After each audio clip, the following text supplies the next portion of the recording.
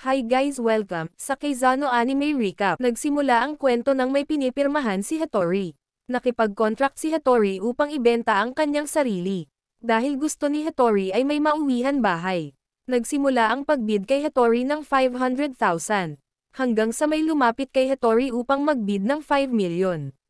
Nag-decide pala ang lalaki upang gawin apprentice si Hattori. Nang nasa reception room na sila, nagulat si Hattori dahil gumastos siya ng ganon kalaki para lang bilhin siya. Lumapit ang lalaki kay Hattori para sabihan ng ayaw nito sa taong laging nakatingin sa baba, tumayo ka ng matuwid at diretso lang ang tingin. Pupunta sila sa isang kwarto upang tanungin ng lalaki kung anong pangalan nito, sinabi naman niya na Cheese Hattori. Sinabi rin ng lalaki ang pangalan niya ay Elias. Pagdating sa bahay ni Elias tinanong ni Hattori kung nasaan sila, sinabi ni Elias na nasa England kaya naman agad nagulat si Hattori, dahil malayo na sa kanya tinirahan. Tinanggal ni Elias ang kadenang nakalagay sa leeg at kamay nito, dahil hindi na daw niya yun kailangan. Ayaw ni Hattori na paliguhan siya ni Elias, dahil teenager na siya at babae ang pagkatao niya, ni Elias ang buong katawan nito. Umalis naman si Elias upang makapagbihis ito, bigla naman sinabi ni Hattori na hindi na ko makakaligo ng maayos tulad ng dati. Daw siya ng kwintas pag nasa panganib ito. Inutusan ni Elias si Silver upang dalhin ito sa kanyang kwarto, agad naman nakatulog si Hattori,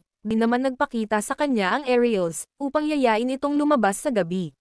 Para makita raw ni Hattori kung gaano kaganda ang kanilang lugar, nakita naman ni Elias na lumabas si Hattori kasama ang aerials. Sinundan naman ni Elias, upang turuan ng leksyon si Hattori, nakita naman ni Hattori kung gaano kaganda ang mga puno tuwing gabi dahil sa liwanag, habunit niyakap at binuhat ito ni Elias upang hindi maliga sa gubat. Sinabi rin ni Elias na hindi lang apprentice